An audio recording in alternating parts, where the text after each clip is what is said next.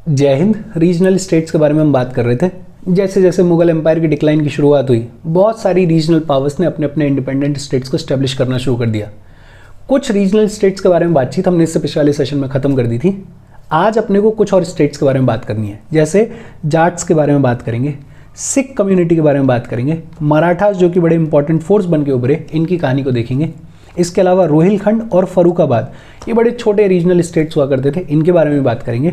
और finally nature and limitations of regional states, इसके बारे में भी बात करेंगे।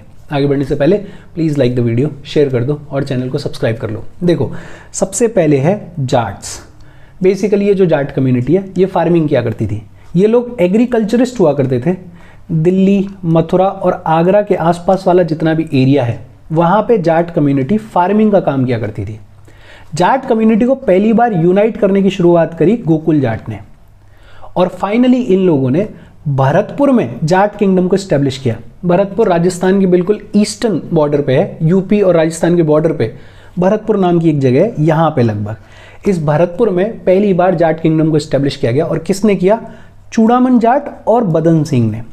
लेकिन ये जो किंगडम ऑफ भरतपुर है, ये जो जाट किंगडम है, ये अपने पीक पे, अपने ग्लोरी पे पहुंचा सूरजमल के अंडर में। महाराजा सूरजमल 1756 से लेके 1763 तक इन्होंने रूल किया। बड़े एबल रूलर थे। इनफैक्ट पढ़े लिखे बहुत ज़्यादा नहीं थे, लेकिन फिर भी इनको प्लेटो ऑफ जाट ट्राइब कहा जाता था। प्लेटो ऑफ जाट ट्राइब किसे कहा जाता था? सूरजमल को।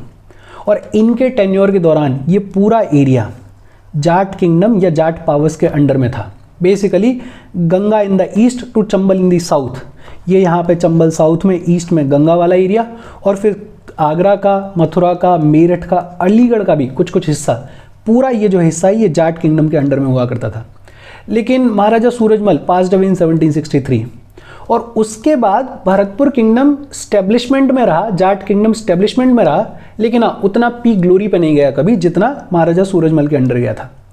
इसके बाद है सिख और सिख कम्युनिटी, और इनके किंगडम के बारे में बातचीत अपन आगे चलते हुए काफ़ी डिटेल में करेंगे।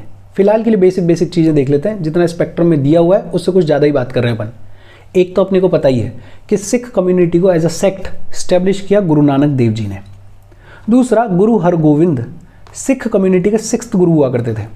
गुरु हरगोविंद के कॉन्टेक्स्ट में दो चीज़ें याद रखनी है। एक तो इन्होंने खुद को बुलाया सच्चा पातशाह, और दूसरा गोल्डन टेम्पल में जो अक्ल तख्त है उसको भी स्टैब्लिश किसने किया? गुरु हरगोविंद ने। अक्ल तख्त जो कि खूब न्यूज़ में रहता है, उसको गोल्डन टेम्पल में स्टैब्लिश किसने किया? गुरु हरगोविंद ने, जो कि 6th गुरु थे, जिन्होंने खुद को क्या बुलाया? सच्चा पातशाह। गुरु गोविंद सिंह सिख कम्युनिटी के 10th गुरु थे। इनफैक्ट गुरु गोविंद सिंह लास्ट गुरु थे सिख कम्युनिटी के। और गुरु गोविंद सिंह जी ने सिख कम्युनिटी को ट्रांसफॉर्म किया इनटू मिलिट्री ऑर्गेनाइजेशन। बेसिकली ये वो दौर है जब औरंगजेब पावर में है, और सिख कम्युनिटी के औरंगजेब के साथ में, मुगल एम्पायर के साथ में खूब सारे क्लैशेस हो रहे हैं। तो खुद को डिफेंड करने के लिए, मुगल एम्पायर से लड़ाई लड़ने के लिए, गुरु गोविंद सिंह जी ने सिख कम्युनिटी को ट्रांसफॉर्म किया इनटू मिलिट्री ऑर्गेनाइजेशन। इनफैक्ट गुरु गोविंद सिंह जी ने खालसा को भी स्टैब्लिश किया, जो कि सिख कम्युनिटी का ब्रदरहुड है, उसको भी स्टैब्लिश किसने किया? गुरु गोविंद सिंह जी ने। और गुरु गोविंद सिंह जी के बाद गुरुशिप खत्म हो गई। गुरु गोविंद सिंह जी को एक कॉन्स्पिरेसी के थ्रू मार दिया गया, और ये जो सिख कम्युनिटी की लीडरशिप है, इट पास्ड अवे टू बंदा बहादुर। और बंदा बहादुर ने लगभग 8 साल मुगल आर्मी के अगेंस्ट में लड़ाई लड़ी, लेकिन फाइनली इनको कैप्चर कर लिया गया और इनको मार दिया गया 1715 में। ये जो मैप में एरिया है, ये सिख किंगडम है। महाराजा रणजीत सिंह के अंडर खूब लंबा चौड़ा और खूब पावरफुल सिख किंगडम को स्टैब्लिश किया गया। वो सिख किंगडम का जो मैप है वो ये रहा। अपन देख रहे हैं महाराजा रणजीत सिंह की भी थोड़ी बहुत कहानी। जैसे ही बंदा बहादुर साहब को कैप्चर करके मारा गया, तो सिख लोगों ने खुद को 12 मिसल्स या 12 कॉन्फेडरेसीज में ऑर्गेनाइज कर लिया, या ये कह दें कि 12 ग्रुप्स में खुद को डिवाइड कर लिया। और ये जो 12 ग्रुप्स थे, ये एक दूसरे के साथ में कोऑपरेट करते थे। इन 12 ग्रुप्स को अपन बोलते हैं ऑफिशियली 12 मिसल्स। ये जो 12 मिसल्स हैं, इनमें से एक मिसल हुआ करती सुकर चकिया मिसल। इस सुकर चकिया मिसल के लीडर होते थे महान सिंह, और महान सिंह के बेटे थे रंजीत सिंह। रंजीत सिंह जब सिर्फ 12 साल के थे तो महान सिंह पास्ड अवे, मतलब रंजीत सिंह के पिताजी जो कि सुकर चकिया मिसल के लीडर हुआ करते थे, ही पास्ड अवे। 12 से लेके 18 साल की उम्र तक रंजीत सिंह रहे रीजेंसी में। रीजेंसी में मतलब एक तरीके से केयर टेकर के तौर पे कि हाँ, कोई इनके बिहाफ पे मिसल को चला रहा है। जब ये 18 साल के हुए तो इन्होंने रीजेंसी को ओवरथ्रू कर दिया और खुद से सुकरचकिया मिसल को एडमिनिस्टर करना शुरू कर दिया, उसके कामकाज को देखना शुरू कर दिया। बड़े काबिल आदमी थे। इन्होंने एक बहुत एफिशिएंट आर्मी स्टैब्लिश करी जिसको कि ट्रेन किया था फ्रेंच लोगों ने, और धीरे धीरे अपनी पावर को कंसोलिडेट करना शुरू किया। इस कंसोलिडेशन में 1799 में इन्होंने लाहौर को कैप्चर किया और 1802 में इन्होंने अमृतसर को कैप्चर किया, और इन दोनों जगहों को दो कैपिटल्स बनाया। लाहौर को इन्होंने बनाया अपनी पॉलिटिकल कैपिटल और अमृतसर को इन्होंने बनाया अपनी कल्चरल या फिर रिलीजियस कैपिटल। और ये ध्यान रखना, महाराजा रणजीत सिंह जी ने दो कैपिटल्स एस्टेब्लिश करी। लाहौर को इन्होंने बनाया पॉलिटिकल कैपिटल, अमृतसर को इन्होंने बनाया कल्चरल कैपिटल। कौन सी मिसल के थे ये? सुकरचकिया मिसल के थे। इन्होंने खूब पावरफुल किंगडम एस्टेब्लिश किया। 1809 में इन्होंने एक ट्रीटी साइन करी, ट्रीटी ऑफ अमृतसर, ब्रिटिशर्स के साथ में, और ये म्यूचुअल फ्रेंडशिप की ट्रीटी थी। बेसिकली महाराजा रणजीत सिंह और ब्रिटिशर्स ने ये डिसाइड किया कि हम एक दूसरे की मदद करेंगे, दोस्ती बना के रखेंगे। ये थी ट्रीटी ऑफ अमृतसर, 1809 में साइन हुई। एक ट्रीटी और साइन हुई 1838 में, ट्राइपेरियट ट्रीटी, और ये ट्रीटी साइन हुई महाराजा रणजीत सिंह, इंग्लिश और शाह शुजा के बीच में। और 1838 में जो ट्राइपेरियट ट्रीटी साइन हुई है, इसमें literally English east India company ने महाराजा रणजीत सिंह को फोर्स किया ये ट्रीटी साइन करने के लिए। और इस ट्रीटी में ये कहा गया कि महाराजा रणजीत सिंह के पंजाब में से ब्रिटिशर्स को रास्ता दिया जाएगा काबुल को कैप्चर करने के लिए। हालांकि ये कहा जाता है कि महाराजा रणजीत सिंह इसके फेवर में नहीं थे, लेकिन तब तक स्थिति ये थी कि ब्रिटिशर्स पावरफुल हो गए थे और महाराजा रणजीत सिंह को लिटरली इन्होंने फोर्स किया। फिर 1839 में तो महाराजा रणजीत सिंह पास्ड अवे, और जब 1839 में महाराजा रणजीत सिंह पास्ड अवे तो उसके बाद बहुत ज़्यादा कोई काबिल रूलर आया नहीं है सिख कम्युनिटी में। जैसे ही महाराजा रणजीत सिंह पास्ड अवे तो फिर पॉलिटिकल कन्फ्यूजन शुरू हो गया, सक्सेशन की लड़ाई शुरू हो गई। 4 लोग आए जिन्होंने थ्रोन पर अपना क्लेम रखा। फाइनली वो लड़ाई खत्म होने के बाद दलीप सिंह, जो कि इनके माइनर बेटे थे, उनको राजा बनाया गया। सिख कम्युनिटी के बारे में अपन आगे वाली चीज़ें और पढ़ेंगे, ब्रीफ में अभी फिलहाल के लिए इतना काफ़ी है। फिर इसके बाद बात आती है मराठास, और मराठास अपने को पता है कि इनका इंडियन हिस्ट्री में बड़ा सिग्निफिकेंट, बड़ा इंपॉर्टेंट रोल है। इनफैक्ट अगले ही चैप्टर में अपन बहुत डिटेल में बातचीत करेंगे मराठास के बारे में। यहाँ तो स्पेक्ट्रम में बेसिक इंट्रोडक्शन भी नहीं है, 2-4 लाइनें लिखी हुई हैं, वो लाइनें देख लेते हैं। एक तो अपने को पता ही है कि इनिशियली मराठास जो है वो महाराष्ट्र वाले रीजन तक लिमिटेड थे। इनको बड़ा पावरफुल फोर्स बनाया पेशवाज ने। मराठास बड़ा पावरफुल फोर्स बन के उभरे under the leadership of पेशवाज, Balaji Vishwanath, Bajirao वगैरह, उन सब के बारे में अपन आगे चलते हुए बात करेंगे। पेशवाज की लीडरशिप के under Marathas uprooted the Mughal authority from Malwa and Gujarat and established their rule. 1740 आते आते मराठास ने मालवा पे कब्जा कर लिया, गुजरात पे कब्जा कर लिया, और यहाँ से मुगल अथॉरिटी को अप्रूव कर दिया, भगा दिया। एक टाइम तो ऐसा था जब कहा जाता था कि मुगल एम्पायर के बाद अगर ट्रू सेंस में कोई इंडिया पे एक स्ट्रॉन्ग एम्पायर को स्टैब्लिश कर सकता है तो वो कौन है? मराठास हैं। लेकिन ऐसा हो नहीं पाया, उसका भी रीज़न अपन ने पढ़ा हुआ है। 3rd बैटल ऑफ पानीपत हुई 1761 में, जिसमें अहमद शाह अब्दाली ने मराठास को हरा दिया। और उसके बाद जो ये कहा जा रहा था कि मराठास पूरे इंडिया पे अपना कब्जा कायम करेंगे, अपनी पावर को स्टैब्लिश करेंगे, उस पर थोड़ा सा ब्रेक लग गया। लेकिन बावजूद 3rd बैटल ऑफ पानीपत में हारने के इन्होंने बड़ा क्विकली रिकवर किया और इंग्लिश ईस्ट इंडिया कंपनी के अगेंस्ट में बड़ा स्ट्रॉन्ग चैलेंज, फॉर्मिडेबल चैलेंज पेश किया। इनको रोकने की बहुत कोशिश की इन लोगों ने।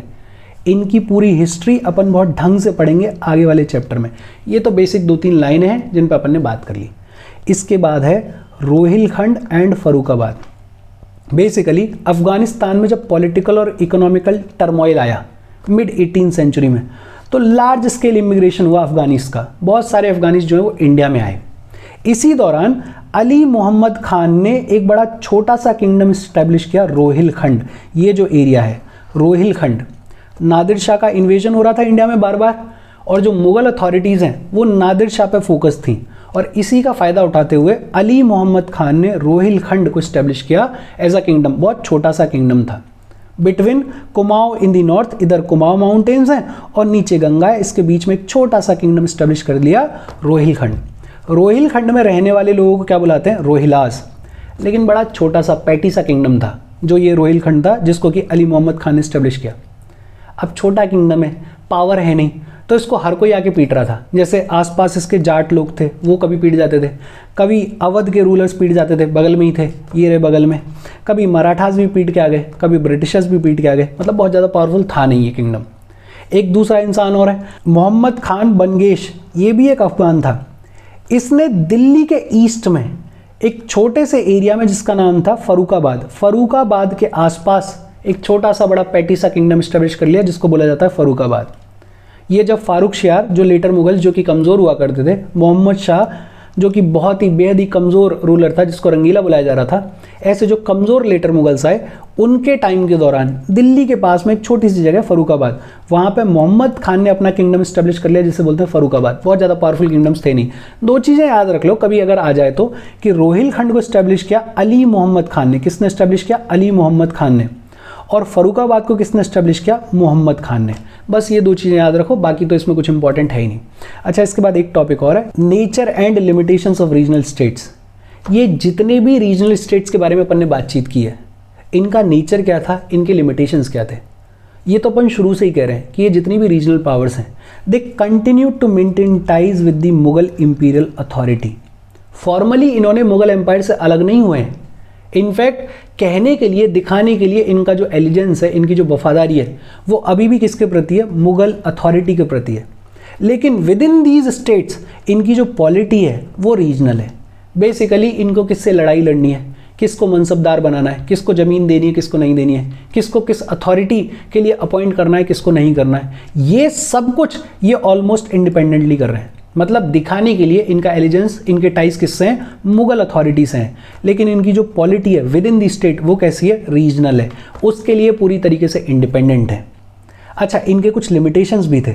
अब अपन कह रहे हैं ना कि ये जो रीजनल स्टेट्स हैं, ये पावरफुल होने के बावजूद भी कभी भी इतना पावरफुल नहीं हुए कि डायरेक्टली मुगल एम्पायर को चैलेंज कर दें, इतना पावरफुल नहीं हुए कि इंडिया के ऊपर पूरा अपना एम्पायर स्टैब्लिश कर लें। क्यों? क्योंकि इनके कुछ लिमिटेशंस थे। जैसे they failed to develop a system based on sound financial, administrative and military organisation. इन जितने भी रीजनल स्टेट्स की अपन ने बातचीत की, इनके पास में किसी के पास में अच्छा फाइनेंशियल सिस्टम नहीं है, किसी के पास में अच्छा एडमिनिस्ट्रेटिव सिस्टम नहीं है, किसी के पास में अच्छी मिलिट्री नहीं है। जैसे मैसूर के बारे में अपन बात करते हैं, मिलिट्री बहुत अच्छी थी उनके पास में, फाइनेंस भी ठीक ठाक था, लेकिन फिर भी कुछ कमियां थी जिसकी वजह से उतना पावरफुल नहीं हो पाए।